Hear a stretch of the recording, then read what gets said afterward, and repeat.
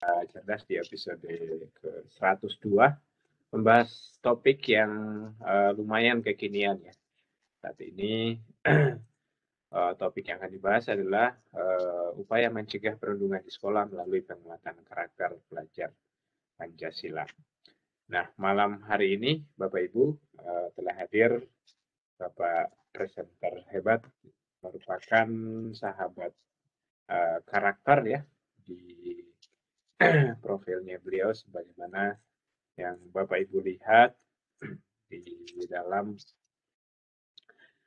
flyer maupun narasi kegiatan kita malam hari ini. Beliau adalah sahabat karakter Puspeka Kemdikbud. Dan alhamdulillah sudah bisa join dengan audio yang sudah cukup jelas, kita bisa dengar bersama. Insya Allah bisa berjalan sesuai dengan harapan kita semua. Kami coba assign dulu posisi Bapak menjadi co-host ya. Barangkali sebelum bisa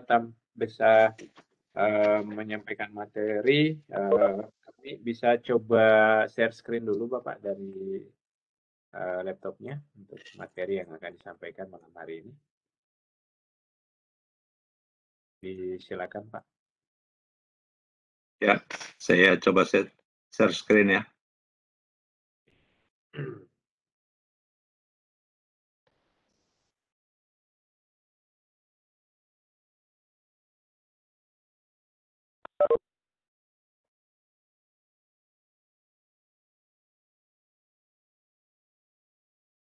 Baik, Bapak Ibu yang sama berbahagia, kita menunggu beberapa saat sedang share screen. Nah, ini sudah ada tampilan starting to share content.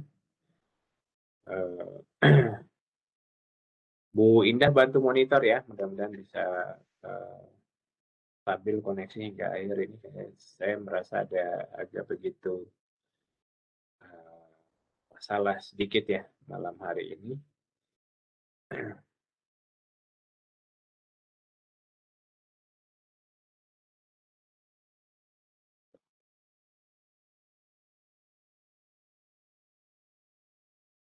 Ya, kita tunggu beberapa saat Bapak Ibu, ini sedang ada proses sharing.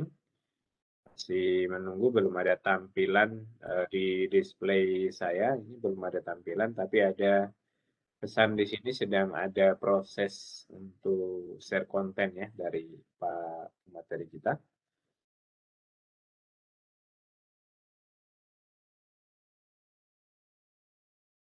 Di Ibu Indah bagaimana Bu Indah, di tempatnya Bu Indah? Di sini juga masih belum tampil Mak, masih tulisan starting to share content. Mungkin Pak Bahar ini karena agak berat ya, barangkali salah satunya videonya mungkin bisa di off kan dulu supaya ini bisa tampil gitu. Biasanya agak ini. Iya, biasanya agak ya, kendala betul, karena berat betul. gitu. Barangkali bisa di off Ya. video dulu Pak Trianto, mohon izin bisa off kamera dulu supaya bisa membantu bandwidth akses internetnya bisa digunakan di share screen.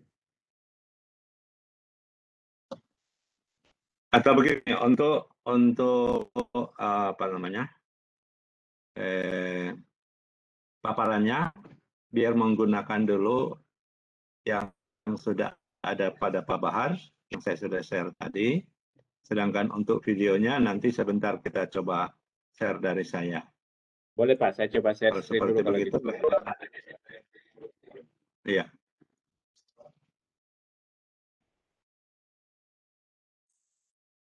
Layar saya bisa tampil? Bisa Pak, udah tampil nih. Ya baik. Belum kelihatan. Oh, kalau ya, di saya belum kelihatan nih. Iya, di sini udah berarti di ini jaringannya Pak Tri memang lagi unstable Pak Bahar. Dimohon tunggu. Oh ya, bisa Ya, jadi. benar. Ini saya ada di slide 1 Pak, di judul sekarang, di pencegahan perundungan di sekolah melalui penguatan karakter pelajar Pancasila. Sudah ada, belum ada tampilan juga Pak sampai sekarang? Belum tampil. Oh ya, sudah. Baik, Kalau begitu, kita sudah bisa mulai saja, supaya kita bisa memanfaatkan waktu. Nanti di Silakan Pak. screenshot di apa namanya, full screen ya. Baik. Terima kasih Bapak Ibu sekalian yang sama berbahagia, guru-guru hebat, pendidik hebat di seluruh Indonesia. Assalamualaikum warahmatullahi wabarakatuh. Dan selamat malam. Kita berjumpa lagi pada malam ini dengan topik yang sangat menarik. Yang pada malam ini kita akan bersama-sama mendiskusikan serta melihat seperti apa atau seperti bagaimana tentang pencegahan perundungan di sekolah melalui penguatan karakter pelajar Pancasila. Oke, next. Kalau kita berbicara tentang perundungan di sekolah atau perundungan itu sendiri, ini adalah satu dari 3 hal yang menjadi pusat perhatian Kemdikbudristek saat ini, yang di banyak kesempatan seringkali disebut sebagai 3 dosa di dunia pendidikan. Selain perundungan, ada kekerasan seksual dan intoleransi.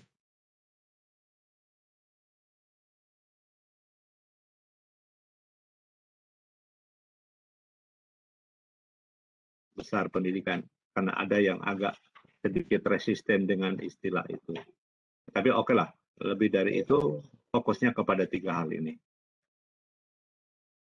Kita fokus kepada perundungan. Lalu pertanyaannya, kalau kita berbicara tentang perundungan atau bahasa lain bully, tentu perlu kita lihat seperti apa konsep perundungan itu atau bagaimana batasan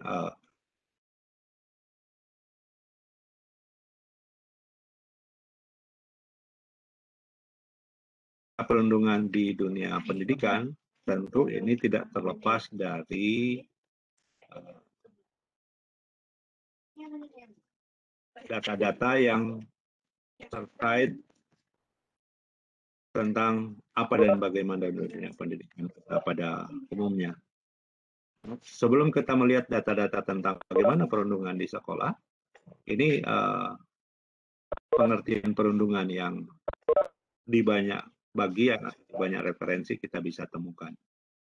Bahwa perundungan itu terkait dengan perilaku seseorang yang dilakukan terhadap orang lain, yang dilakukan secara sengaja. Perundungan ini bisa dalam bentuk fisik, bisa dalam bentuk verbal, maupun melalui media sosial atau hubungan sosial dengan orang lain. Jadi yang perlu kita garis bawahi bahwa perundungan atau bullying ini adalah perilaku seseorang terhadap orang lain yang dilakukan secara sengaja untuk menyakiti, baik secara fisik, secara verbal, maupun melalui media sosial. Selain itu, bahwa di perundungan itu antara satu dengan yang lainnya bisa umumnya terjadi bila mana ada ketidakseimbangan antara pelaku dengan korban. Biasanya pembuli atau yang melakukan perundungan ini posisinya lebih kuat dibanding yang dibuli, atau posisi yang dibuli ini selalu dalam posisi lemah. Oleh karena itu, kalau kita berbicara tentang bully, ada 3 hal yang harus kita perhatikan. Bahwa dikategorikan bully atau dikategorikan perundungan jika perilaku itu dilakukan berulang-ulang. Kalau 1 kali, 2 kali, itu belum bisa kita sebut sebagai sebuah perundungan. Tapi mungkin kekerasan biasa. Tentunya bahwa kekerasan itu dilakukan secara sengaja. Yang kedua, antara pembuli atau yang melakukan perundungan.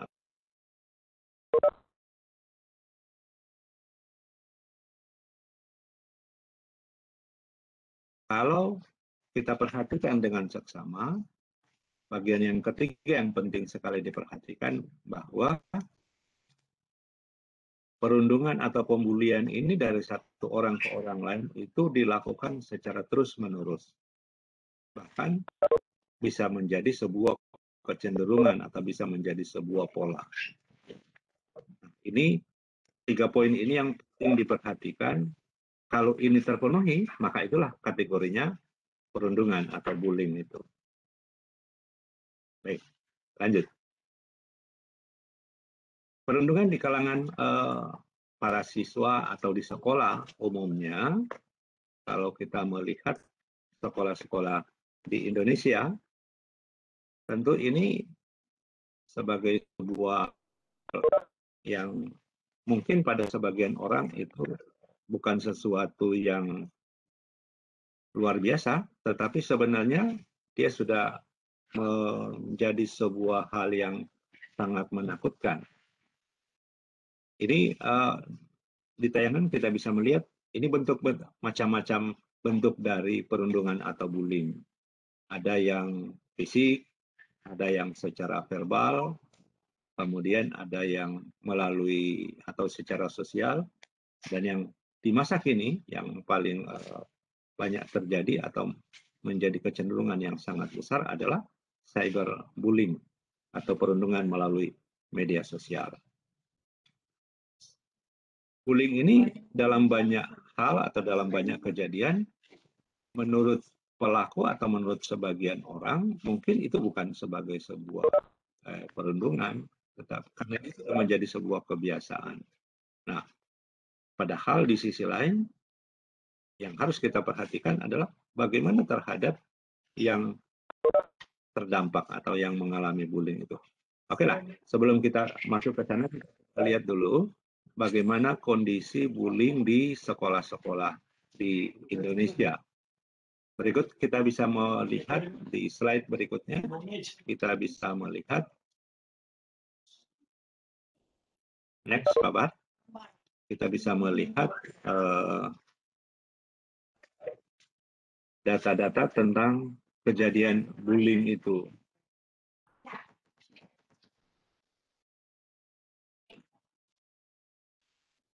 Di sekolah, bullying ini, Bapak Ibu sekalian, jadi bullying ini bisa terjadi di mana? Di sekolah kita bisa melihat itu terjadi di hampir di tempat-tempat yang lebih luas di sekolah. Bisa terjadi di kelas, bisa terjadi di halaman sekolah, bisa terjadi di kantin, di kamar kecil, di perpustakaan, atau di lorong-lorong sekolah yang kurang terpantau. Selain itu juga seringkali terjadi di tempat olahraga atau di tempat seni di lingkungan sekolah. Secara keseluruhan, perundungan ini bisa terjadi dalam waktu sampai 24 jam. Apalagi dengan adanya media sosial ini, itu perundungan bisa sangat berlangsung terus-menerus. Next. Silakan, Pak Bar.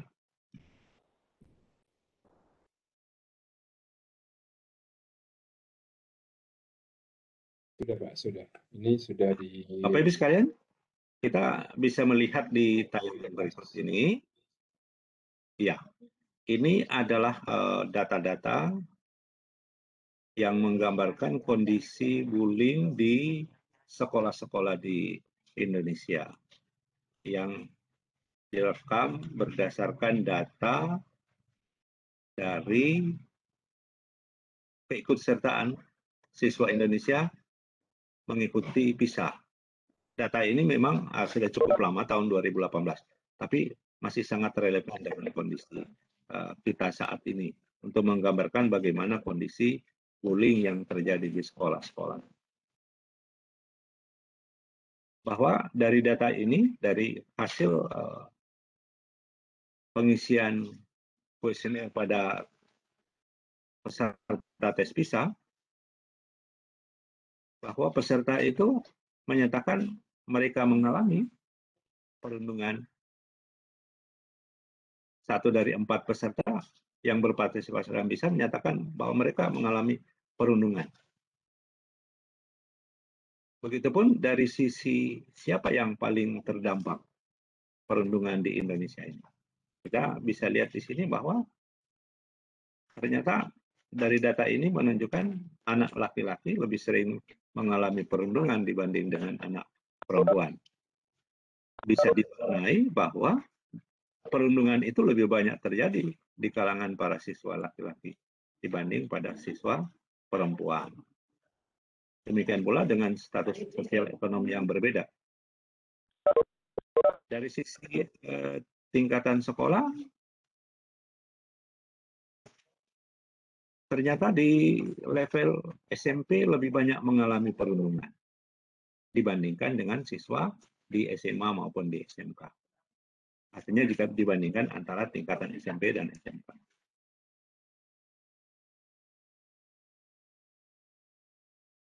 Berikutnya, ditanyakan juga atau coba digali juga bagaimana persepsi peserta didik Indonesia terhadap perundungan.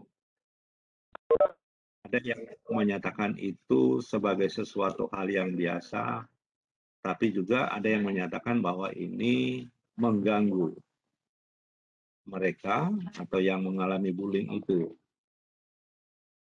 Meskipun kemudian ada data yang menunjukkan tidak semua atau hanya 57% yang menilai bahwa ikut-ikutan melakukan bullying atau perundungan itu merupakan hal yang salah. Data berikutnya, Bapak Ibu sekalian, kita bisa melihat. Next.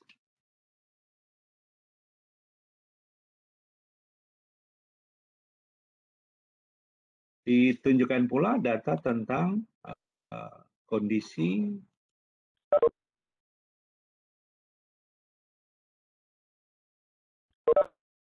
seberapa banyak siswa yang mengalami perundungan.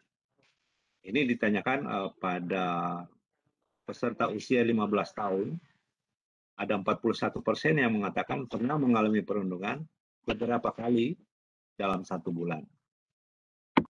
Lalu 2 dari 3 anak perempuan dan laki-laki usia 13-17 tahun di Indonesia pernah mengalami paling tidak 1 jenis kekerasan dalam hidup mereka. Nah, inilah data tentang kondisi perundungan berdasarkan data yang direkam dari tes PISA. Oke, lanjut Bapak.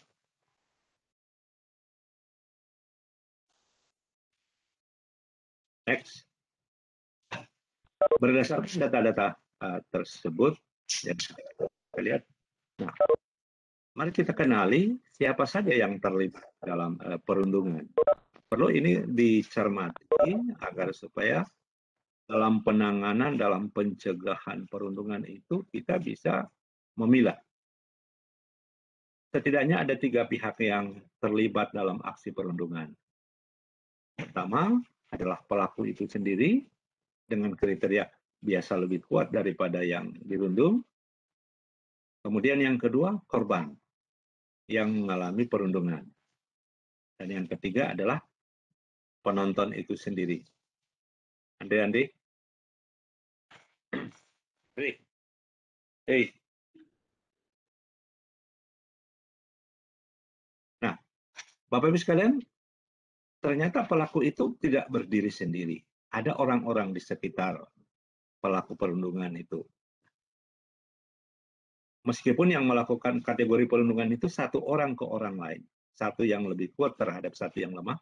Tetapi di sekitar pelaku itu ada yang terlibat. Nah, yang terlibat ini dikategorikan sebagai pengikut atau kemudian yang kedua pelaku perundungan tetapi bersifat pasif.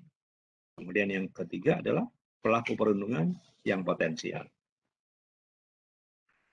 Dari ketiga kategori ini, Bapak Ibu sekalian, data yang ada menunjukkan bahwa ternyata siswa di Indonesia masuk kategori penonton. Banyak yang terlibat sebagai penonton saja.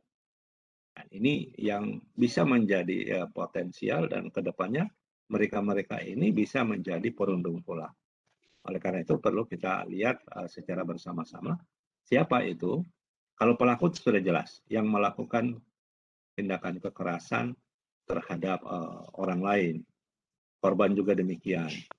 Penonton ini yang bisa masuk pada kategori bisa sebagai pengikut, bisa sebagai pelaku pasif maupun sebagai pelaku potensial.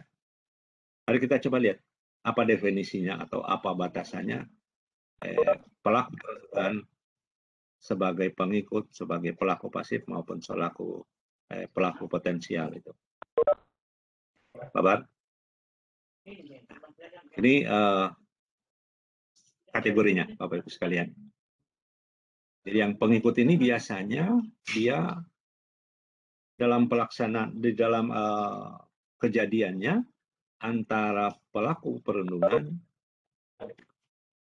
terhadap yang menjadi korban. Itu biasanya si pelakunya bersamaan atau berada bersama-sama dengan teman-temannya yang lain. Ada yang kategori sebagai pengikut. Nah, pengikut ini tidak melakukan kekerasan secara langsung.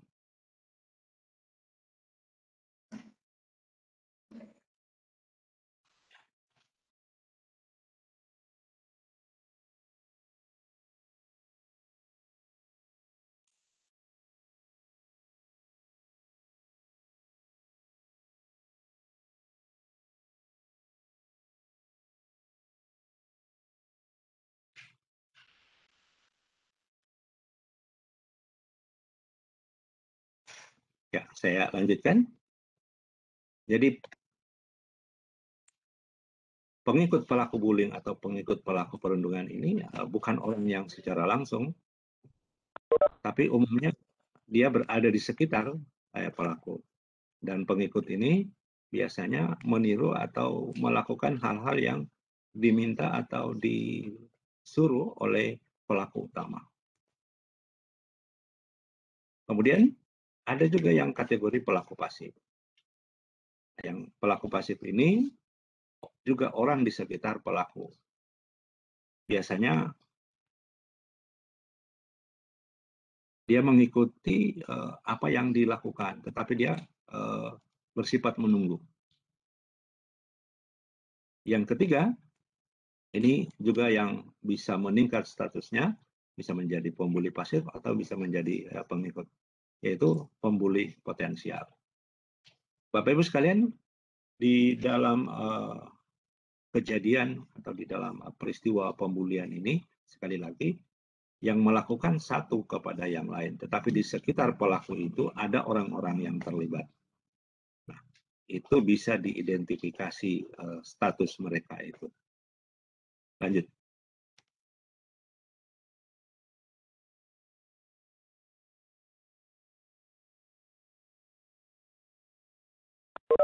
Setelah kita mengenal bagaimana atau siapa saja terlibat, tentu muncul pertanyaan, mengapa seseorang itu bisa melakukan perundungan? Ini perlu diidentifikasi, perlu dikenali, sehingga ke depan jika sekolah atau untuk memudahkan sekolah atau guru melakukan pencegahan perundungan yang dilakukan oleh seseorang, kita sudah bisa mengenali. Umumnya, seseorang melakukan pembulian itu karena dia pada siswa atau pada anak-anak usia sekolah, mereka terpengaruh atau mereka dipengaruhi oleh secara psikologis, mereka itu menunjukkan eksistensi dirinya.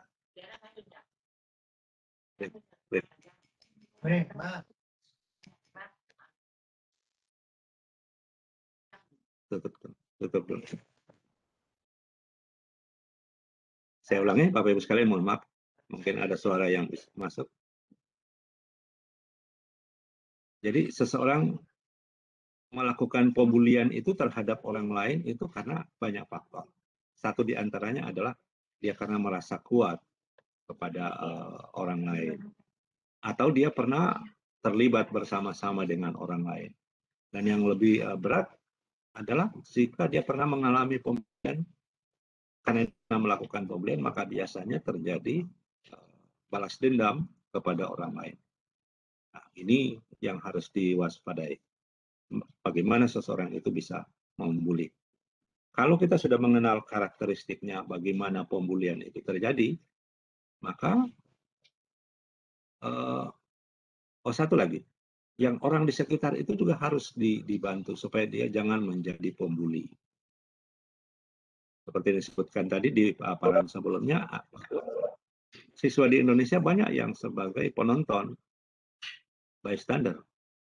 Nah, mereka ini perlu dilatih atau perlu ditingkatkan kemampuannya atau ditingkatkan karakternya sehingga mereka jangan menjadi pembuli. Bapak Ibu sekalian, untuk melakukan upaya-upaya pencegahan perundungan di sekolah atau perundungan oleh para siswa, maka upaya mencegah perundungan itu harus kita lihat secara komprehensif. Tidak hanya kepada siswa itu sendiri, tetapi harus dilihat secara keseluruhan.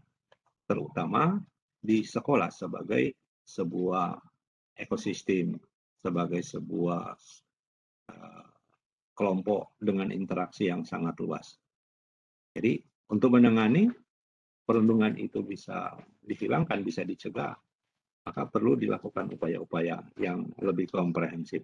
Dimulai dari anak itu, kemudian tentu di lingkungan sekolah, dan tidak kalah pentingnya adalah bagaimana sekolah bisa membangun komunikasi bersinergi dengan keluarga, dengan orang tua siswa.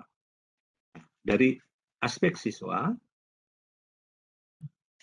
agar supaya dia tidak menjadi pelaku perundungan, atau bagaimana siswa yang sudah melakukan perundungan, itu perlu dibenahi atau perlu diperbaiki karakternya.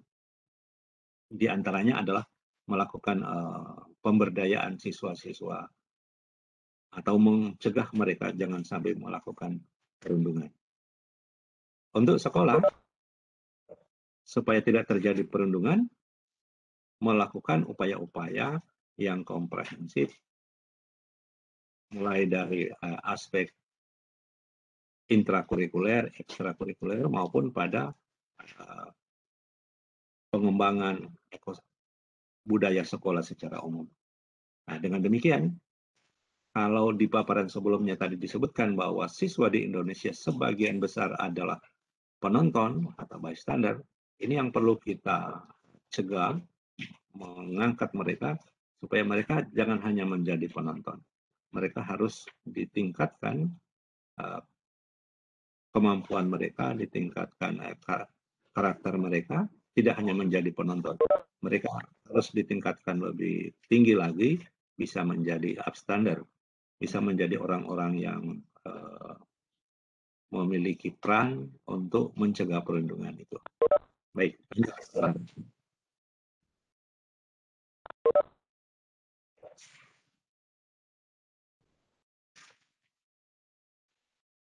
Silakan, lanjut. Ya. Nah, Bapak Ibu sekalian, ini contoh hal yang bisa dibiasakan atau bisa ditingkatkan karakter para siswa kita untuk mencegah mereka menjadi penonton atau bahkan mereka bisa menjadi pembuli. Ini adalah upaya-upaya atau contoh-contoh kegiatan yang bisa dilakukan agar supaya para siswa ini dari minimal mengubah dia dari penonton bisa menjadi yang berempati. Kalau ini di sisi lain tentu harus dilakukan juga penanganan terhadap para siswa yang pelaku perundungan itu. Baik, kita lanjut. Nah, Bapak Ibu sekalian, setelah kita mengenal tentang apa dan bagaimana perundungan itu,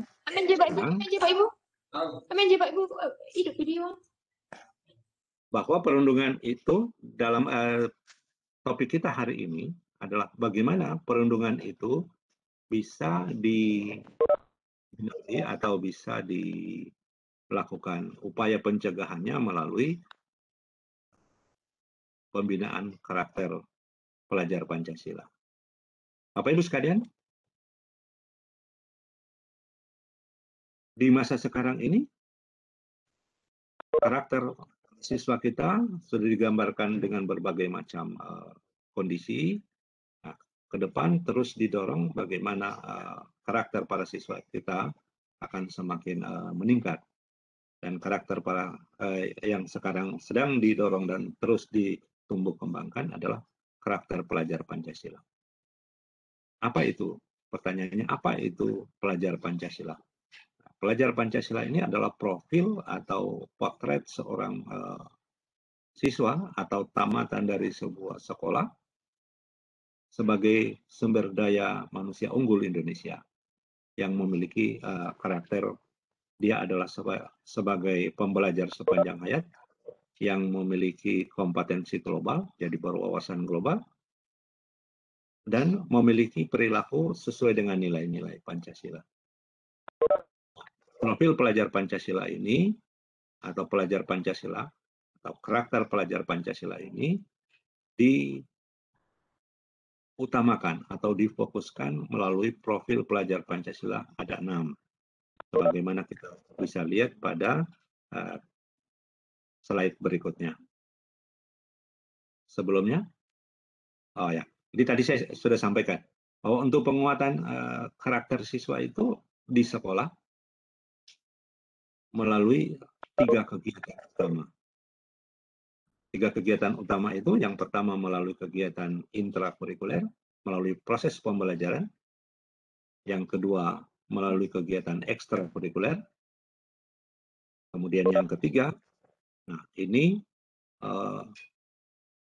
melalui kegiatan proyek penguatan profil pelajar Pancasila. Nah, Bapak Ibu sekalian, yang 1 dan 2 ini sudah menjadi kegiatan kita yang sudah berjalan selama ini. Khususnya yang terakhir ini di kurikulum 2013. Nah, ke depan atau dimulai dari sekolah-sekolah penggerak SD sampai dengan SMA maupun di sekolah pusat unggulan atau saat di SMK itu ada proyek penguatan profil pelajar Pancasila. Kalau kita melihat di banyak paparan, ini akan dimulai di tahun 2022 ini, dan sekolah-sekolah didorong untuk lebih menguatkan bagaimana implementasi penguatan karakter siswa ini. Dan penguatan karakter siswa ini berorientasi kepada perbaikan budaya sekolah. Yang di dalam budaya sekolah itu mencakup bagaimana proses pembelajaran yang memberdayakan siswa, kegiatan ekstrakurikuler yang memberdayakan siswa, dan bagaimana penguatan profil pelajar Pancasila. Bapak Ibu sekalian, secara khusus penguatan karakter siswa melalui perbaikan budaya sekolah ini, kenapa ada penguatan profil pelajar Pancasila?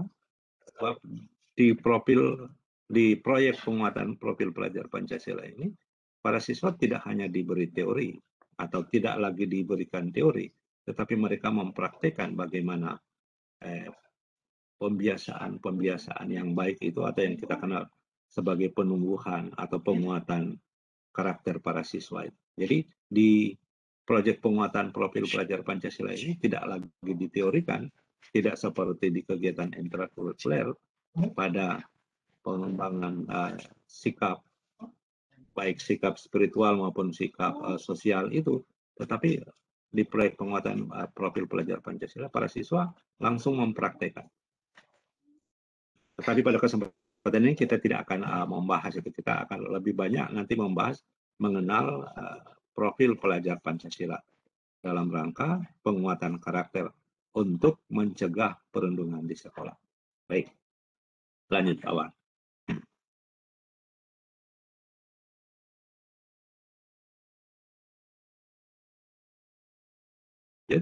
Ya. Nah, Bapak Ibu sekalian, pelajar Pancasila atau karakter pelajar Pancasila itu difokuskan atau dengan orientasi pada 6 profil pelajar Pancasila. Yang pertama adalah beriman, bertakwa kepada Tuhan Yang Maha Esa, dan berakhlak mulia. Kedua, bergotong royong. Ketiga, berkebinekaan global. Nah, 3 profil ini, Bapak Ibu sekalian, kalau kita cermati baik-baik, ini sesuai dengan nilai atau sesuai dengan sila-sila Pancasila. Ada 3 profil. Yang pertama ini adalah sesuai dengan nilai-nilai Pancasila. Dan ini orientasinya adalah kepada peningkatan perbaikan kepada perilakunya. Berikutnya adalah mandiri, bernalar, kritis, dan kreatif. Nah, mandiri, bernalar, kritis, kreatif ini adalah kebutuhan atau berorientasi kepada kebutuhan abad 21. Atau untuk sebagai bagian yang dibutuhkan sebagai kompetensi global. Jadi dengan demikian Bapak Ibu sekalian, di pelajar Pancasila kita melihat ada 2 bagian besar isinya. Yang pertama terkait dengan kemampuan berpikir global, mandiri, bernalar kritis, dan kreatif. Dan yang kedua adalah terkait dengan perilaku sesuai dengan nilai-nilai Pancasila. Yaitu beriman, bertakwa kepada Tuhan Yang Maha Esa, dan berakhlak mulia, bergotong royong, dan berkebinekaan global. Nah, dengan melatih, dengan membiasakan, dengan mengenalkan profil pelajar Pancasila ini kepada para siswa, dalam arahnya kita bisa mengembangkan kemampuan para siswa untuk meningkatkan kemampuan atau meningkatkan karakter mereka. Dan dari sana, mereka akan memiliki kemampuan untuk meningkatkan dirinya sehingga bisa mereka melakukan pencegahan terhadap perundungan ini di antaranya. Kita coba lihat apa yang menjadi penekanan dari setiap profil pelajar Pancasila itu. Sehingga mereka bisa melakukan pencegahan perundungan. Okay, next.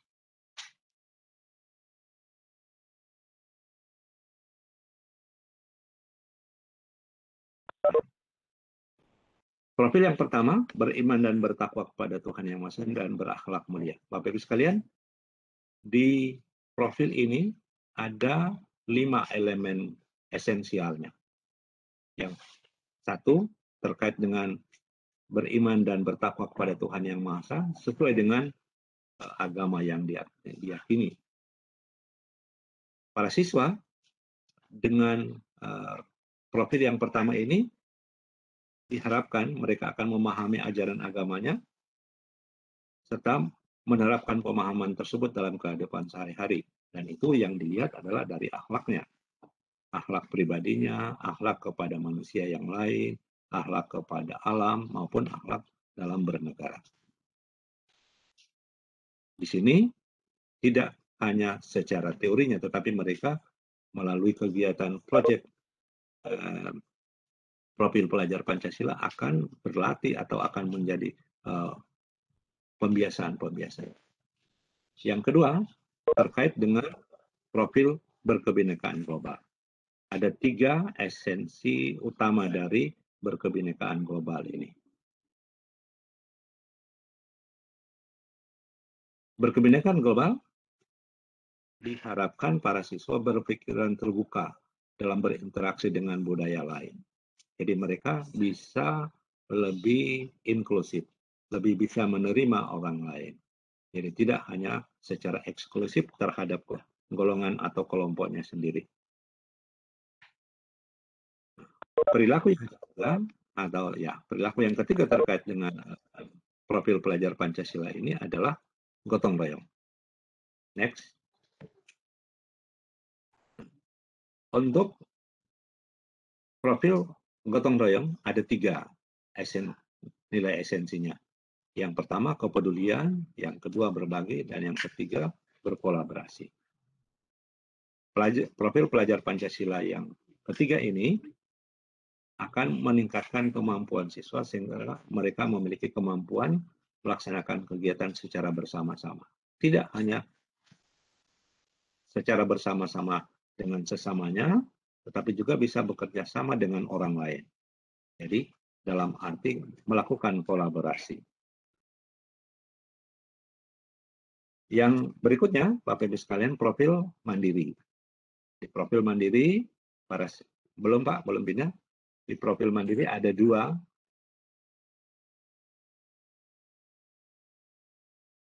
Ada dua nilai esensinya. Yang pertama adalah regulasi diri. Kemudian yang kedua adalah kesadaran akan diri dan situasi yang dihadapi. Para siswa, jika bertemu dengan kondisi-kondisi seperti yang digambarkan tadi dengan perundungan, para siswa bisa berpikir atau melakukan kemampuan untuk menilai apa yang ada di sekitarnya.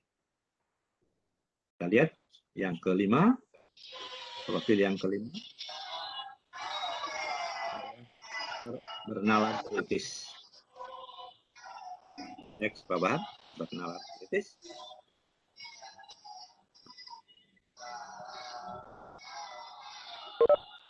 Bernalar kritis ada 4 nilai esensi lain yang penting diartikan di sini. Dan ini terkait dengan pencegahan perundungan. Ini sangat, menurut saya, ini adalah salah satu atau menjadi bagian yang sangat penting untuk lebih dilatihkan kepada para siswa. Di perundungan bisa terjadi satu orang kepada orang lain karena dia merasa saingan. Lalu yang lain bisa terikut atau ikut-ikutan yang melakukan perundungan. Tapi dengan mereka terlatih bernalar kritis, mereka akan menilai apa yang diterima itu, dan mereka melakukan analisis.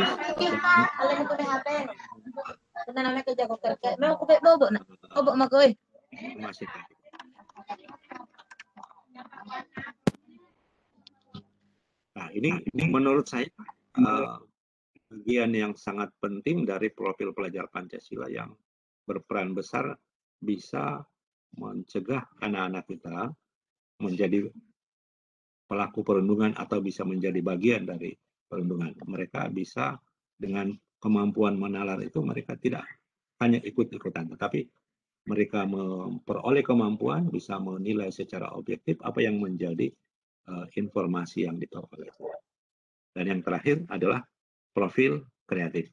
Ada 2 kemampuan esensialnya, yaitu menghasilkan gagasan yang original. Original di sini tidak dalam arti benar-benar baru, tapi bisa jadi sebagai sebuah pengembangan dari hasil-hasil yang sudah ada. Kemudian yang kedua, menghasilkan karya dan tindakan yang original tersebut. Nah, sekali lagi Bapak Ibu sekalian, dari 6 profil pelajar Pancasila ini yang sebenarnya tidak bisa dipisahkan satu sama lain. Selain kemampuan untuk berperilaku sesuai dengan nilai-nilai Pancasila, salah satu kemampuan berpikir, berwawasan global itu adalah kemampuan bernalar kritis. Nah, Bapak Ibu sekalian, itulah pengenalan sepintas tentang profil pelajar Pancasila dengan 6 profilnya.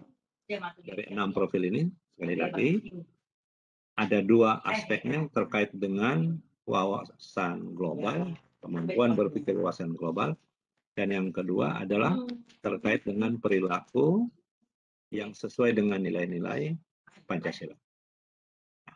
Bapak Ibu sekalian, pada kesempatan ini untuk melihat bagaimana penerapan di sekolah dalam rangka penguatan karakter para siswa oleh Kementerian Pendidikan dan Kebudayaan melalui Pusat Penguatan Karakter, dan tentunya tidak hanya Pusat Penguatan Karakter, tapi juga Direktorat Teknis juga sudah melakukan berbagai macam upaya. Tapi pada kesempatan ini, mudah-mudahan bisa kita putarkan videonya untuk kita bisa mengenal lebih jauh seperti apa kejadian perundungan di sekolah itu. Saya kembalikan dulu ke host. Apa kita bisa putarkan dulu videonya, Pak Bahar? Atau kita lanjutkan dulu paparan, nanti terakhir kita putarkan videonya? Atau bagaimana?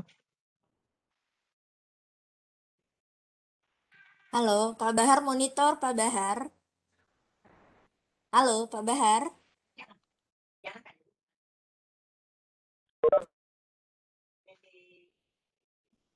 Oke, kalau begitu Bu Indah, saya lanjutkan dulu paparannya. Ya, dilanjutkan dulu Pak, karena informasi dari Pak Bahar padam lampu di tempatnya Pak Bahar. Oh, ya. Kalau begitu Iya. saya share screen ya. Tadi kan Pak Bahar yang share. Ya, silakan dicoba Pak.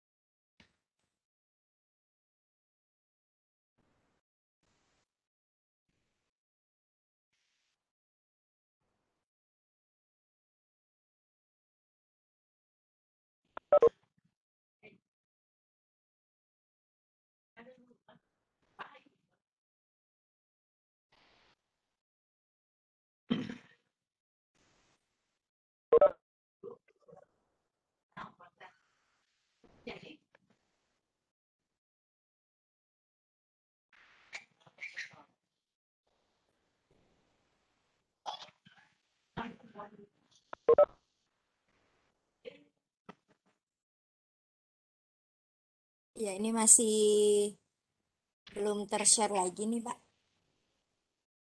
Ya, lagi proses ini. Dan bisa.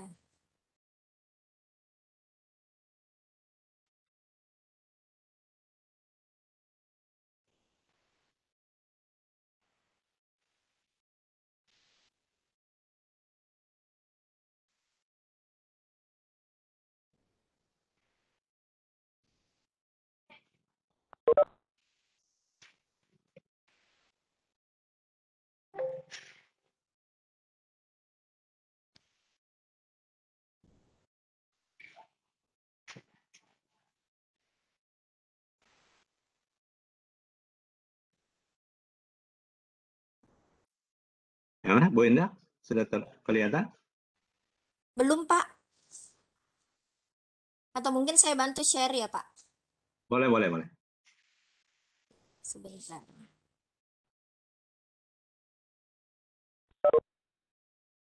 Apa sudah terlihat layar saya?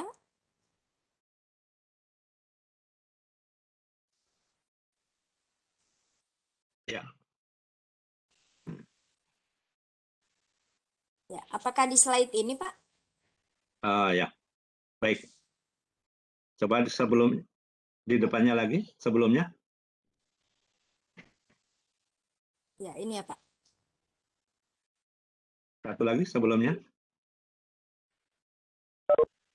Oke. Bapak Ibu sekalian, sebenarnya ada video untuk menunjukkan. Jadi kalau kita berbicara tentang penguatan karakter siswa,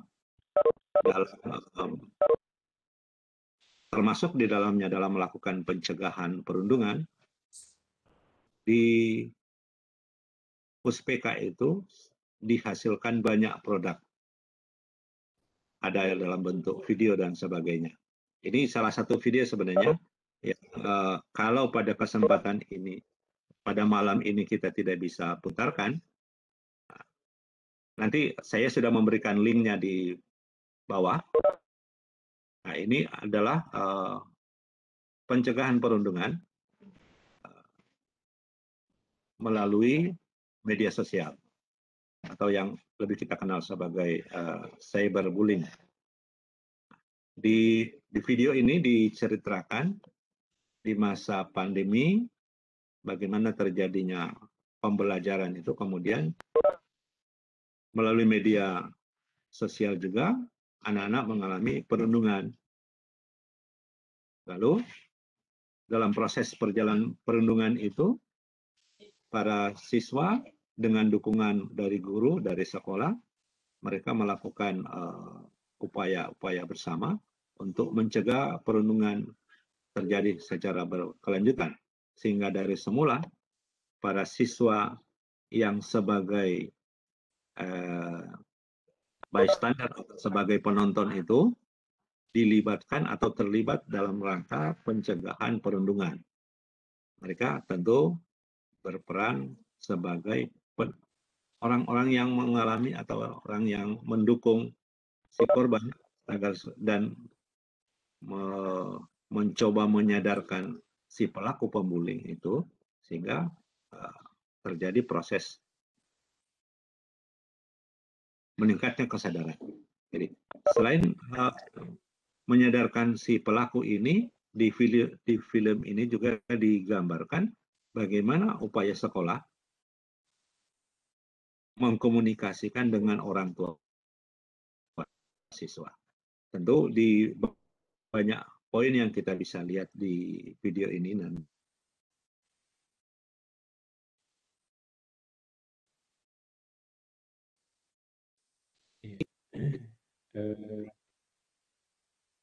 Halo.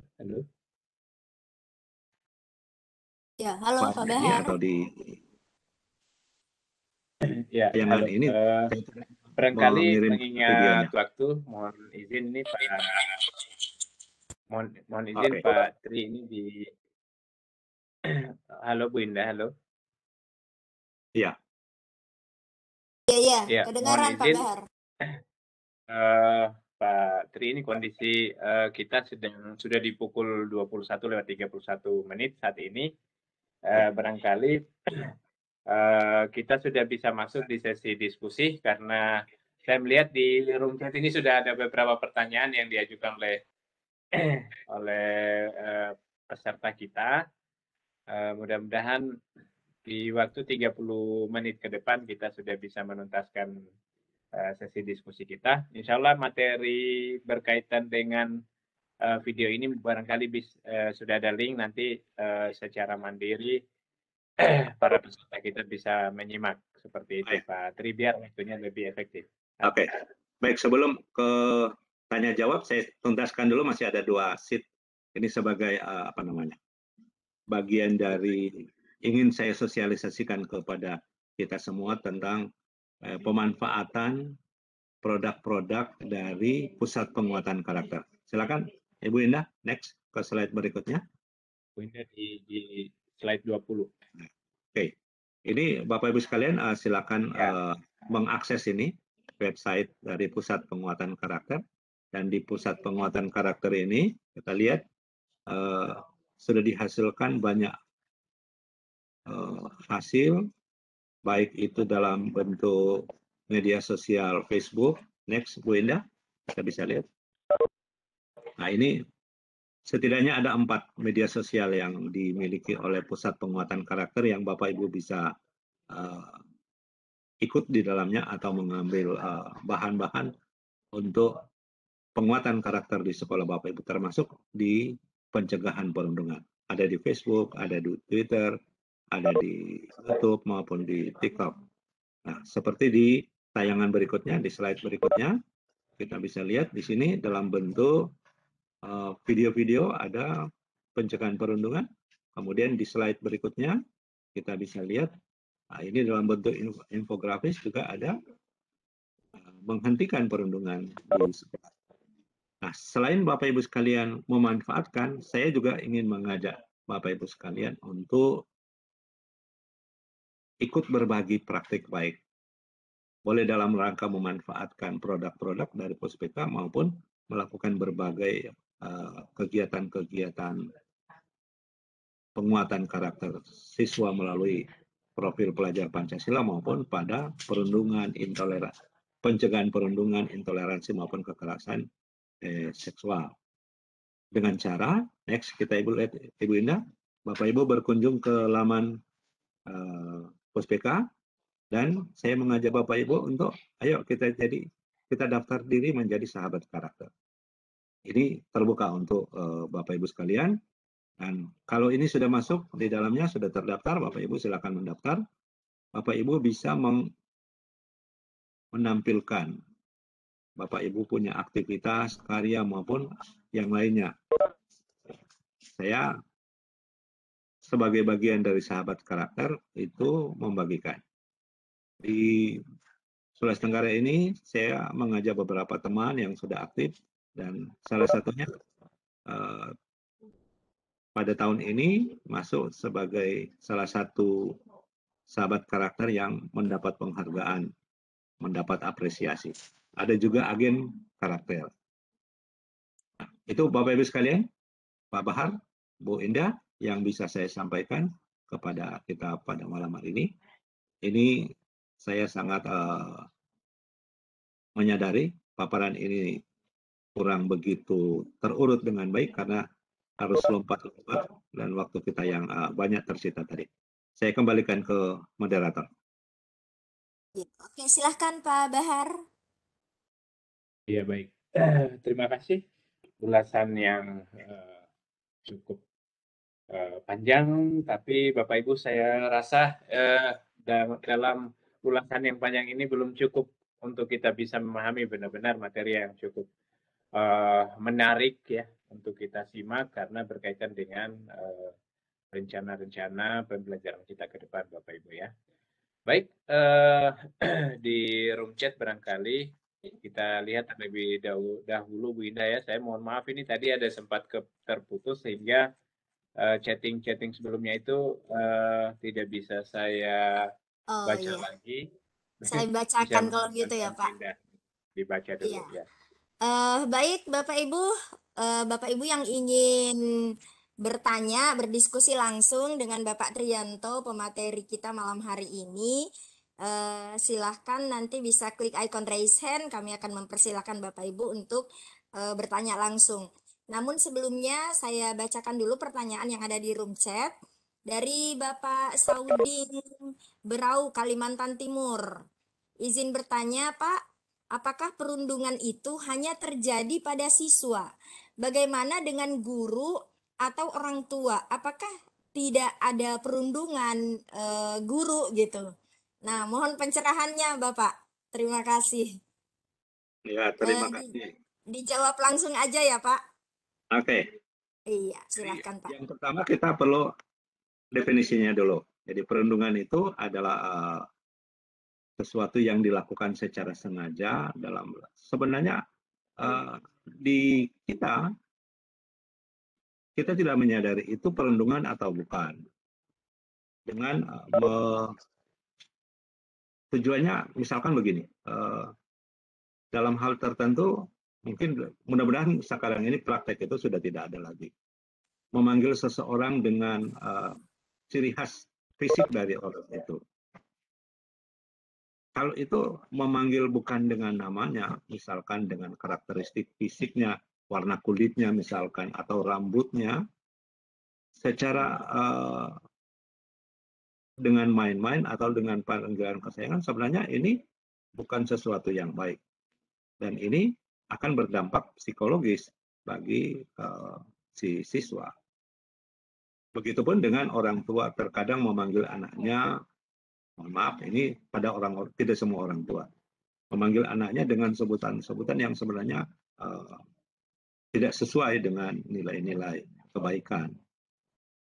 Itu juga dilakukan secara terus-menerus, dilakukan secara sadar, ditujukan kepada seseorang dari guru yang memiliki otoritas, orang tua otoritas, kemudian kepada siswa atau pada anaknya, itu kan jika dilakukan secara terus-menerus itu kategori perundungan juga. Jadi ini yang harus kita cegah. Itu Bu Indah. Iya, terima kasih Pak. Jadi perundungan itu terjadinya, ini inti pertanyaannya Pak, apakah perundungan itu juga dialami orang tua gitu, guru? Ada bullying guru juga nggak gitu? Nah, itu yang saya Atau katakan hanya tadi. atau hanya siswa aja nih? Intinya semua bisa mengalami menjadi pelaku perundungan. Kategorinya perundungan itu kan dari yang lebih kuat kepada yang lebih lemah, Iya, iya. bukan tidak dalam rangka sesuatu yang baik, tetapi sesuatu yang tidak baik. Dalam bahasa lain dikatakan menyakiti.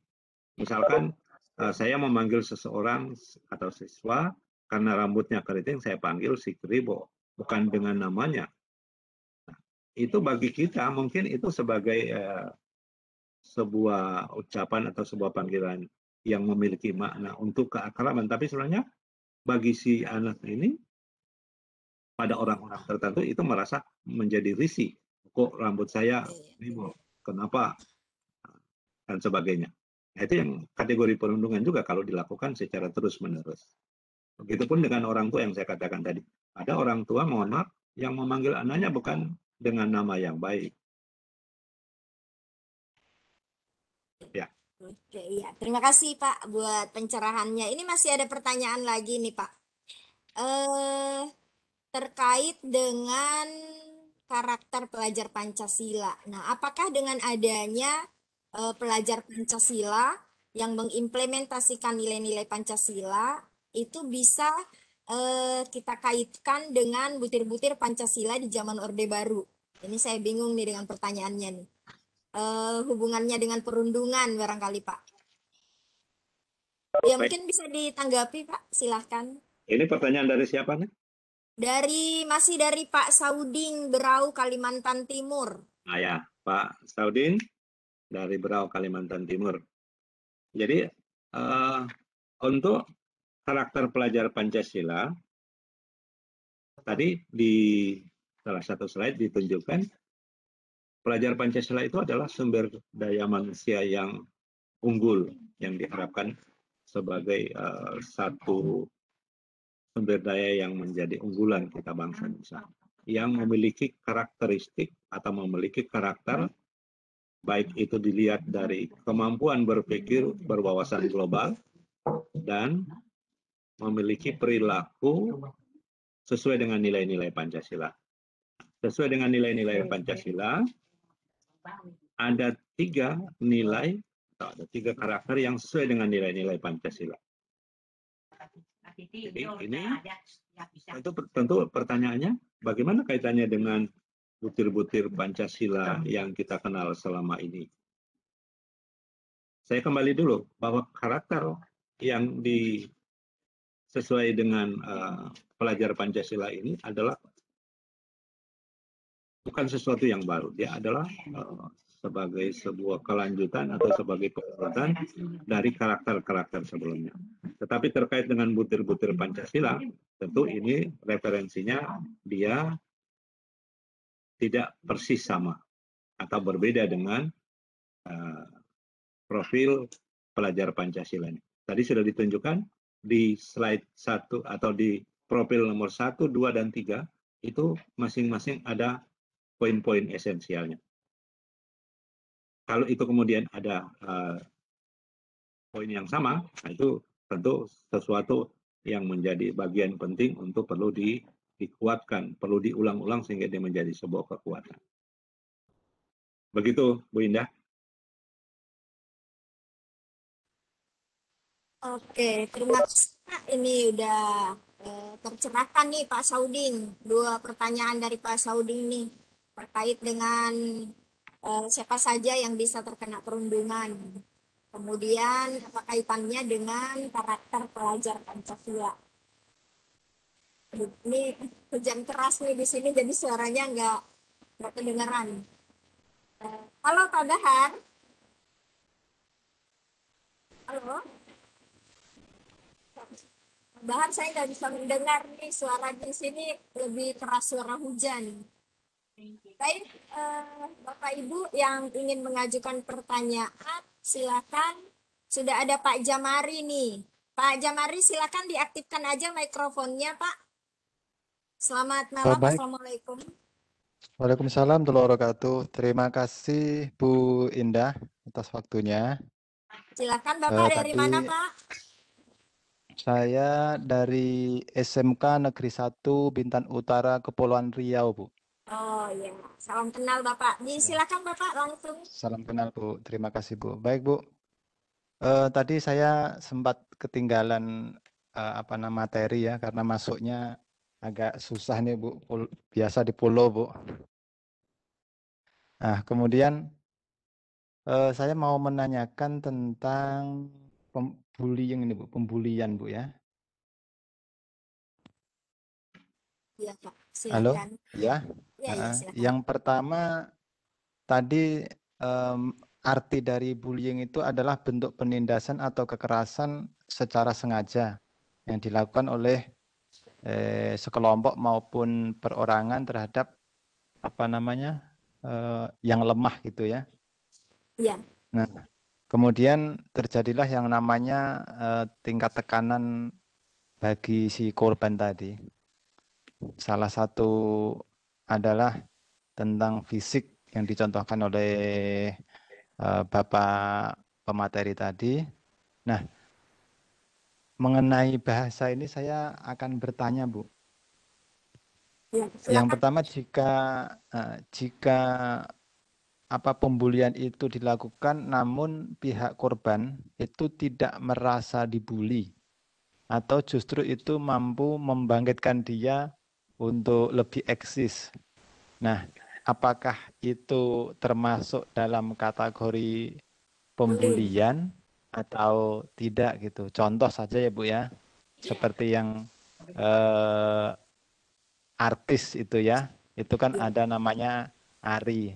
Karena rambutnya itu keriting, makanya dipanggillah Ari Keriting gitu kan. Namun dengan bahasa itu justru menaikkan rating dia untuk menjadi lebih ngetop lagi. Nah, itu apakah termasuk pembulian Bullying ya. atau tidak gitu. Oh iya. Kemudian yang kedua, Bu, mengenai pelajar Pancasila, ada yang namanya P5BK ya, Bu ya. Ya. P5BK. Ini yang berhubungan dengan penggunaan rapot.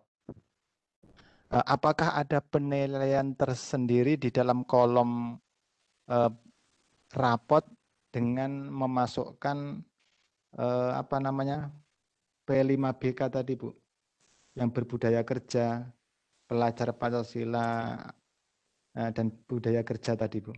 Apakah itu ada kolom tersendiri di dalam penilaian terhadap siswa? Kemudian kalau ada nilainya, itu nilainya dalam bentuk apa gitu, Bu? Apakah angka atau huruf atau deskripsi gitu, Bu? Itu aja Bu Indah yang saya tanyakan. Terima kasih.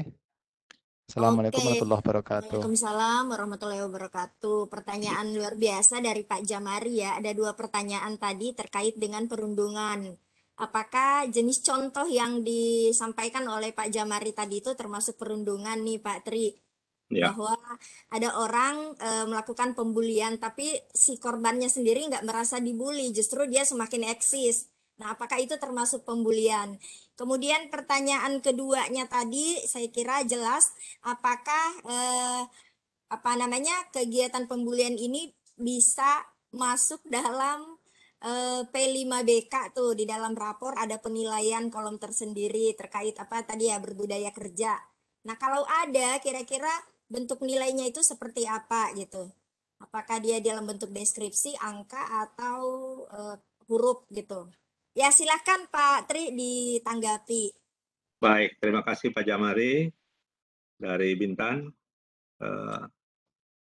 Kategorinya dulu yang perlu kita perhatikan, dia terkategori perundungan atau bukan. Jadi untuk dikatakan perundungan itu, yang penting diperhatikan ini dilakukan secara terus-menerus dan bermakna negatif. Jadi menyakiti. Pada orang-orang tertentu sebenarnya dia menyakiti, tetapi itu dijadikan sebagai sebuah candaan. karena dijadikan sebagai sebuah candaan, dia menjadi kemudian dianggap biasa saja. Nah, pada orang tertentu seperti yang dicontohkan tadi, itu bisa jadi dia manfaatkan candaan itu untuk hal yang lain. Tetapi harus diperhatikan, kita bicara kepada para siswa kita yang secara psikologis ini belum stabil. Secara psikologis masih mengalami pertumbuhan, masih labil. Nah, pada orang-orang yang mengalami perundungan secara fisik mungkin tidak terlalu terpengaruh, tetapi secara psikologis itu ada dampaknya. Dalam jangka panjang, dia bisa menjadi menyendiri, dan yang lebih berbahaya lagi, orang yang mengalami perundungan ini dia menjadi pelaku perundungan lagi. Nah, coba diperhatikan kepada contoh yang disampaikan oleh Pak Jamali tadi. Apakah dia juga melakukan ucapan atau perundungan secara verbal terhadap yang lain? Bisa jadi dia secara tidak sengaja atau tidak sadar dia justru juga menjadi pelaku perundungan. Jadi secara kasat mata menurut kita tidak terpengaruh, tetapi secara psikologi akan tertanam dalam dirinya, dalam psikologisnya, dan kemudian bisa menimbulkan perilaku dia menjadi pelaku perundungan pula. Itu ya yang penting diperhatikan. Jadi tidak hanya dilihat sepintas, tapi harus dilihat ini dampaknya ke yang bersangkutan. Berikutnya terkait dengan P5BK untuk penguatan karakter. Ini salah satu poin yang menjadi perhatian bahwa di K13 ini sebenarnya penguatan karakter itu sudah ada. Namun secara eksplisit belum bisa atau belum terdapat ruang yang lebih leluasa untuk mengembangkan karakter. Sehingga itu pula pengisiannya atau di rapor itu belum disebutkan secara spesifik. Yang sudah ada itu adalah pada karakter yang terkait dengan sikap spiritual maupun sikap sosial yang dinilai baik oleh guru agama, guru BK maupun oleh guru mata pelajaran. Nah, terkait dengan profil pelajar Pancasila, ini belum disebutkan secara khusus yang saya pahami ya, Bapak Ibu sekalian. Tetapi kalau kita mengikuti penjelasan yang belakangan ini di proyek penguatan profil pelajar Pancasila, itu dia sudah memiliki atau dia sudah diberi ruang yang lebih spesifik dengan alokasi waktu tertentu. Nah, dengan sendirinya ada perlakuan-perlakuan atau ada penilaian-penilaian dan kemudian pelaporan lebih spesifik pula. Tapi kalau dibandingkan di K13 yang saya pahami itu tidak secara spesifik menyebut dia sebagai penguatan profil pelajar Pancasila sebagai bagian dari karakter, tetapi dia ada masuk di penilaian sikap spiritual maupun sikap sosial. Oke, seperti begitu. Bu Indah. Iya, baik. Saya ambil alih kembali, Bu Indah ya. Terima kasih ulasannya Pak Tri terkait dengan pertanyaan dari Pak Jamari tadi. Selanjutnya Bapak Ibu kami silakan kembali bagi yang ingin bertanya barangkali bisa tunjuk tangan. Oh ya, ini ada Ibu Sri Handayati. Tampak sedang resen. Silakan Bu aktifkan mikrofonnya dan bisa langsung bertanya kepada Bu Pak materi kita.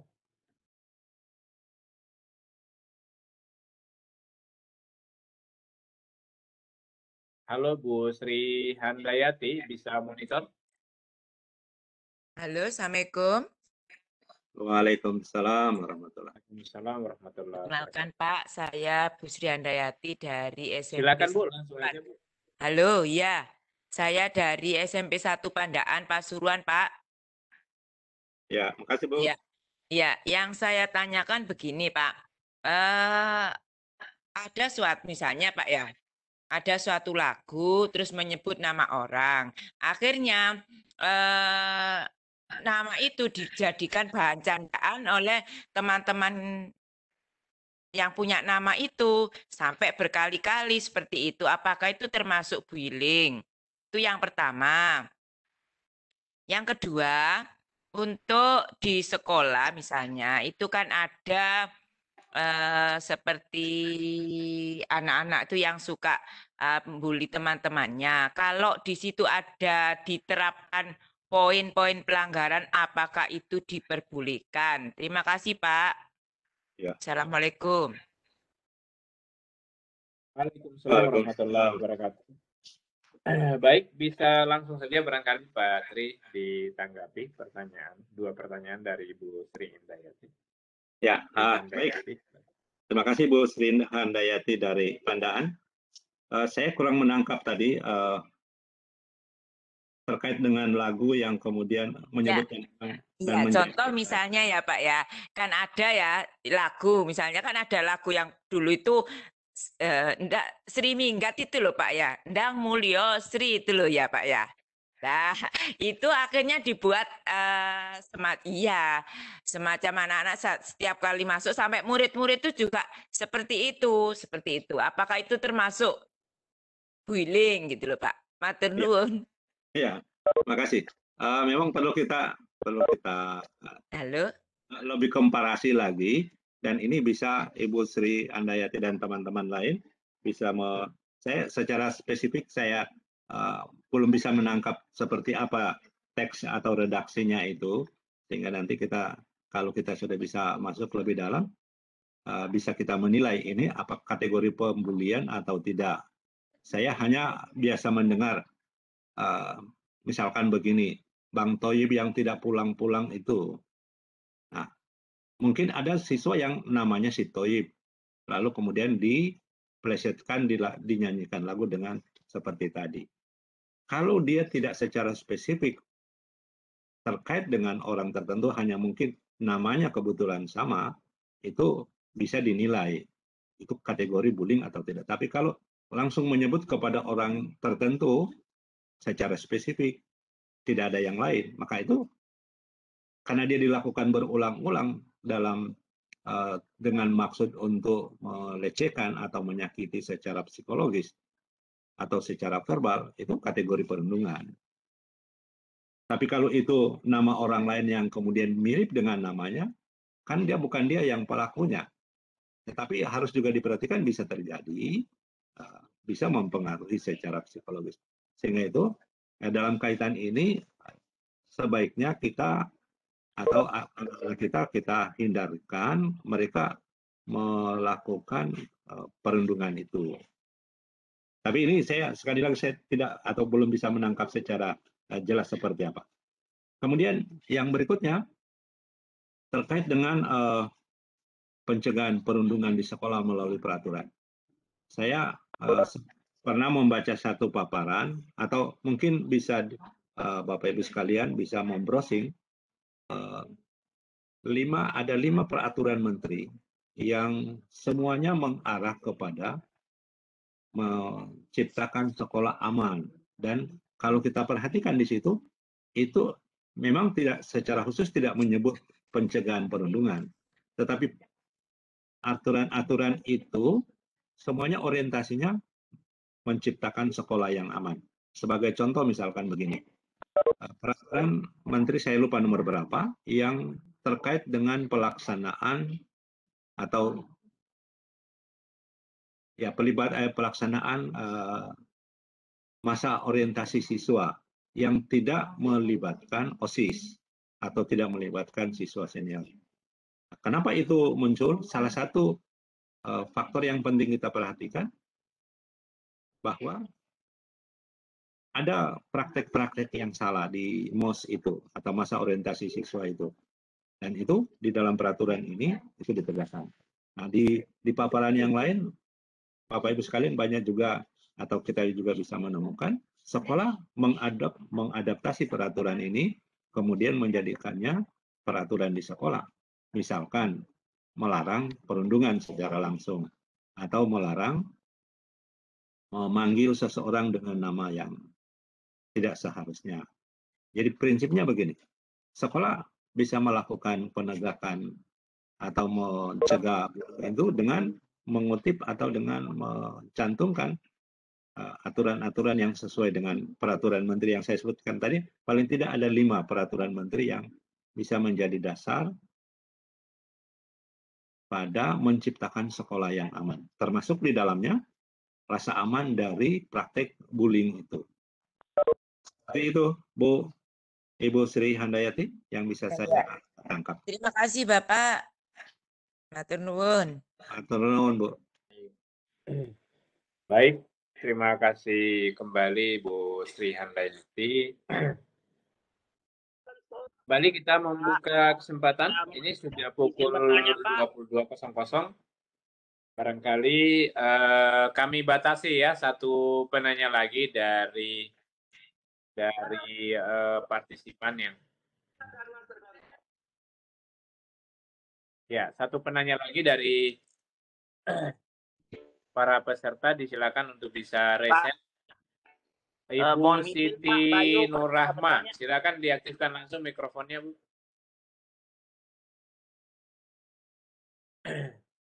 Pak Bayu sebentar ya, ini kami persilakan Bu Siti Nurrahma karena kami lihat lagi sedang raise hand, Pak Bayu, ya. Ya Pak, mohon maaf Pak, karena Bayu lihat di punyanya Bayu tidak ada raise hand-nya Pak, jadi Bayu menekan langsung mic-nya. Iya, Ya, sebentar. Kami kasih waktu lagi sebentar ya Pak Bayu ya. Ya, kita serahkan dulu ke Ibu Siti Nurrahma.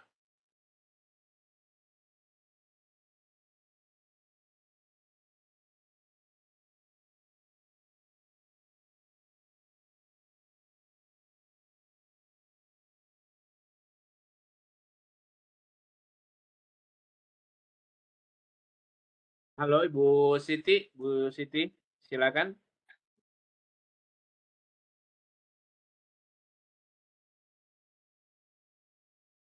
Iya, ini sepertinya ada masalah koneksi audio juga ke Bu Siti Nurhamna, sorry. Siti Nurhamna. Sepertinya ada gangguan audio di Ibu Siti Nurhamna. Kita langsung aja ke Pak Bayu Aryawan ya, silakan Pak Bayu. Ya Pak, terima kasih. Mohon maaf Pak, Bayu menekan tombol mic-nya karena Bayu punya resen tidak ada di punya Bayu, jadi dengan rendah hati Bayu pakai langsung mic langsung. Bismillahirrahmanirrahim. Assalamualaikum warahmatullahi wabarakatuh dan selamat malam, salam pelajar Pancasila. Saya Ahmad Bayu Aryawan, mahasiswa S2 Peternakan Universitas Halu Oleo Kendari, Sulawesi Tenggara. Mohon izin Pak, terima kasih kepada Pak Burhanuddin dan Bu Indah yang telah memberi judul Survei Cerdas tentang perundungan sekolah karena kenapa Bayu merupakan anak berkebutuhan khusus yang dibully dari waktu SD, SMP. Kalau SD dulu pernah Bayu dibully, tapi dibantu sama orang tua untuk hindari itu. Sampai alhamdulillah lancar sampai selesai sekolah dasar. Hanya waktu setelah Bayu dibully itu, biasa kalau di SD Bayu tidak mau belajar di sekolah Pak. Bayu langsung pulang ke rumah karena Bayu tidak mau lagi lanjut belajar. Bayu punya semangat performa belajar waktu itu menurun. Kemudian waktu SMP dan SMA itu Bayu sering dibully setiap hari Pak. Dari waktu Bayu awal masuk dalam, dulu Bayu sempat ketemu neneknya Bayu. Bayu sempat ketemu temannya Bayu ketemu neneknya Bayu baik-baik. Kemudian ketemu lagi bapaknya Bayu baik-baik. Tapi kalau di belakang Pak, mohon maaf, Bayu biasa dibully Pak. Tidak terima saya seperti itu. Bahkan suatu ketika itu ada temannya Bayu, sapa-sapa Bayu baik-baik. Biasa kalau baik-baik sapanya halo Bayu, langsung angkat tangan Pak. Tapi pas di belakang mereka bully Bayu. Ini nggak tega sekali, di hatinya Bayu itu nggak terima seperti itu, sehingga Bayu ingin mau marah-marah Bayu mau marah-marah ke bapak, sampaikan bahwa dia pernah bully Bayu, tapi mereka punya alasan bohong-bohong. Itu Pak yang Bayu alami waktu bully. Bahkan Bayu dibilang apa Pak? Bombe, Dajjal selamanya. Bombe, Bayu, Dajjal selamanya. Fitnah Dajjal. Apa macam-macam Yahudi lah Pak. Itu yang Bayu alami waktu sekolah Pak. Jadi pertanyaannya seperti ini Pak. Apa ini yang Bayu tahu ini Pak?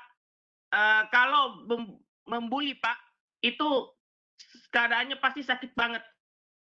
Tapi yang Bayu rasakan itu bukan hanya masalah dari waktu temannya Bayu. Biar sampai SD pun dia katai Bayu. Bahkan Bayu pernah Bayu pernah pukul anak SD di kelas di SD Atira. Bayu alumni SMA Makassar, Bukit Baruga Pak. Mungkin datang ke sana mewakili daripada teman-teman pejabat dari Kemendikbud waktu itu atau dalam kesempatan itu. Bayu pukul anak kelas 4 SD. Bayu pukul anak kelas 4 SD, Bayu pukul bagian tubuhnya, Bayu kepala, dan dia baring di sini Pak. Karena Bayu nggak terima dengan kata-kata bully itu. Jadi yang pertama begini Pak, jikalau mereka membuli Bayu, sedangkan mereka bertemu dengan bapaknya Bayu baik-baik, mereka pasti bilang baik, tapi di belakangnya busuk Pak. Apakah bisa demikian menunjukkan bahwa mereka takut dengan orang tuanya Bayu, dan juga secara umum lah yang membuli. Itu yang pertama.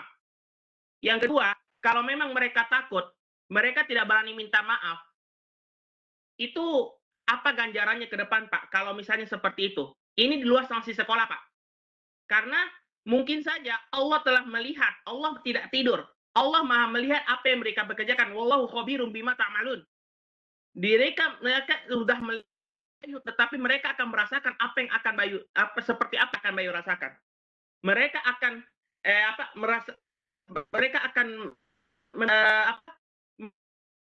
memiliki yang sama seperti yang Bayu punya perasaan. Itu Pak, mau ada lagi Pak, Bayu merupakan Pak dari waktu SD, SMP dan SMA Pak. Assalamualaikum warahmatullahi wabarakatuh. Waalaikumsalam warahmatullahi wabarakatuh. Jadi ini tepat sekali Pak Patri, malam hari ini kita bertemu dengan salah satu yang pernah menjadi korban bullying waktu di masa sekolah. Karena beliaunya ini sekarang sedang studi S2 di Universitas Halu Oleo. Kebetulan menjadi pemirsa Sultra Cerdas juga Pak, paling intens mengikuti kegiatan kami, dan dalam kegiatan-kegiatan kami ini termasuk di sesi-sesi pelatihan. Pak Bayu Aryawan ini juga sangat aktif dan pernah menjadi salah satu peserta terbaik kami pada saat salah satu sesi training di Sultra Cerdas. Itu gambaran umumnya, barangkali bisa langsung dikomentari terkait dengan permasalahan dan apa yang sudah disampaikan oleh Pak Bayu Aryawan. Disilakan Pak Tri. Baik, terima kasih Pak Bayu sudah bercerita dan memberi informasi yang begitu berharga kepada kita semua, terutama Bapak Ibu praktisi pendidikan. Kita mendengarkan secara jelas bagaimana Bayu mengalami perundungan sejak kecil yang kemudian berdampak kepada motivasi dia di dalam bersekolah. Nah, inilah yang sangat ditakutkan. Dan saya juga bersyukur Bayu tidak menjadi pembuli. Dan saya berharap Bayu untuk tidak menjadi pembuli, meskipun pernah mengalami yang hal seperti begitu. Nah, yang kedua,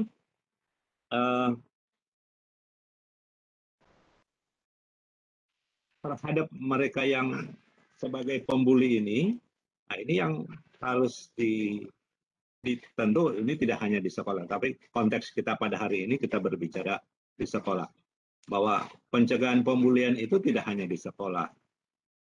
Yang utama selain di sekolah adalah di rumah. Dan tentunya ada tempat lain di masyarakat, di tempat-tempat ibadah. Misalkan kalau di masjid atau di gereja atau di tempat-tempat ibadah yang perlu memberikan pencerahan atau penguatan bahwa ini setiap orang itu lahir dengan fitrahnya masing-masing. Tidak ada orang yang mau tampil yang misalkan tadi saya memberi contoh yang rambutnya keriting, dia berada di tengah yang rambut tidak keriting, tentu dia menjadi sesuatu yang berbeda dan itu bisa menjadi poin. Nah, kalau dia berada di tengah-tengah orang yang berambut lurus lalu dia rambut keriting, tentu itu kan sudah fitrah. Nah, terima kasih Bayu sudah memberi informasi kepada kita dan Bapak Ibu sekalian. Kita bisa melihat bahwa bullying itu di depan guru, di depan orang tua, yang melakukan bullying itu bisa saja baik-baik saja. Atau tidak menunjukkan bahwa dia sebagai pelaku bullying. Tetapi begitu berada di belakang, dia akan berhadapan dengan siswa lain yang bisa menjadi korban. Dan itu yang harus kita cegah. Nah, caranya bagaimana? Ini yang menurut saya salah satu bagian yang penting diperkuat adalah pada karakter anak-anak kita.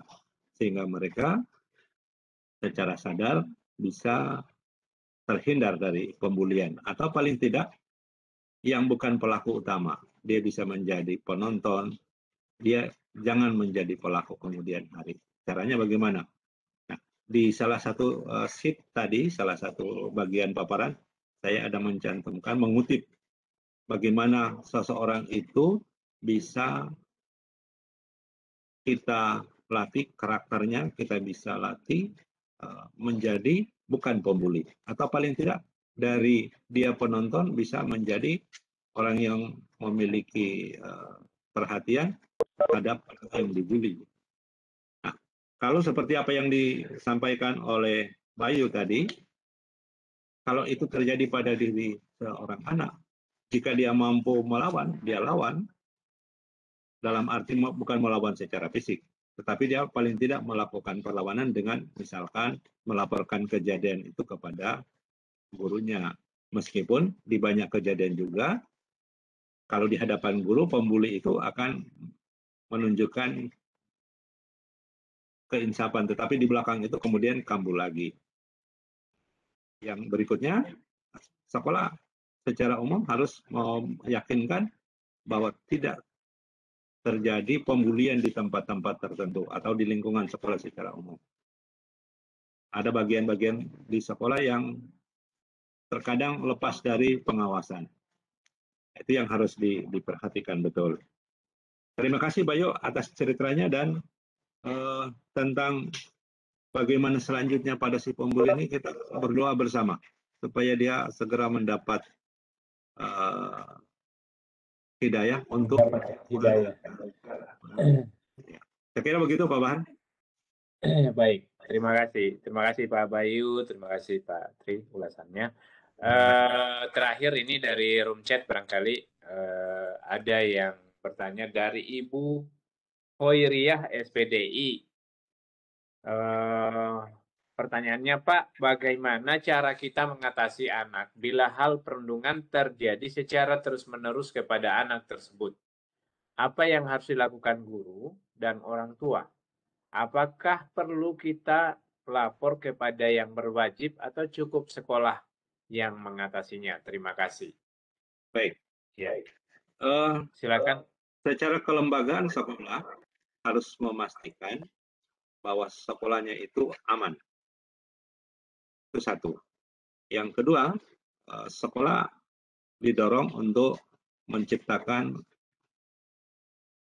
budaya sekolah, budaya orang-orang yang ada di sekolah, dan budaya secara keseluruhan itu menjadi sekolah yang menghargai orang lain, memiliki karakter pelajar Pancasila atau karakter yang secara umum. Nah, kalau ini dilakukan secara terus-menerus, tentu kalau masih terjadi perundungan dan ada hal-hal yang sudah melampaui aturan di sekolah, maka tentu harus diberikan atau diberlakukan aturan yang lebih keras lagi.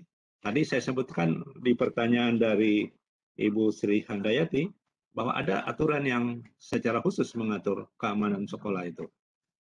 Dan itu sekolah bisa mengadopsinya ke dalam aturan sekolah. Nah, kalau itu sudah di luar kewenangan atau kemampuan sekolah untuk menangani, tentu perlu diberikan proses ditangani oleh yang berwajib misalkan. Tetapi paling tidak sebelum sampai ke situ, sekolah harus didorong untuk tercipta sebagai sekolah yang aman, sekolah yang memiliki budaya anti perundungan, atau sekolah yang memiliki budaya dengan karakter yang baik. Saya kira begitu, Pak Bahar. Baik, terima kasih ulasannya, Pak. Dan ini sudah ada jawaban dari Bu Khairia di room chat. Terima kasih Pak Trianto atas jawabannya. Baik, Bapak Ibu yang sama berbahagia, Alhamdulillah kita sudah di pukul 22:15 dari jadwal yang umumnya sudah kami selenggarakan di Sultra Cerdas. Biasanya di pukul 22.00 telah berakhir. Namun karena kendala teknis di awal tadi sehingga kemudian kita coba extend waktunya sampai 15 menit. Baik, Bapak Ibu yang sama berbahagia, Alhamdulillah di penghujung tahun 2021 ini kita masih memiliki semangat pembelajar yang luar biasa di tengah malam yang barangkali oleh sebagian saudara-saudara kita, para pendidik yang lain sudah istirahat. Kita masih terdorong untuk duduk di depan layar komputer, handphone kita untuk senantiasa berusaha mengupgrade pengetahuan kita, keterampilan kita, karena sesungguhnya guru punya tanggung jawab untuk terus belajar agar bisa membelajarkan. Bapak Ibu, tak terasa di episode 102 malam hari ini Sultra Cerdas telah banyak memberi informasi yang barangkali sepanjang tahun ini atau di tahun-tahun sebelumnya kami punya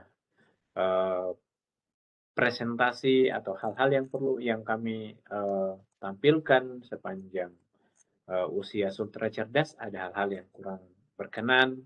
Bersama ini kami mohon maaf yang sebesar-besarnya atas nama tim Sultra Cerdas, dan terima kasih pula kepada lebih khusus kepada Pak Trianto yang telah hadir memberi informasi yang luar biasa kepada guru-guru seluruh Indonesia pada malam hari ini.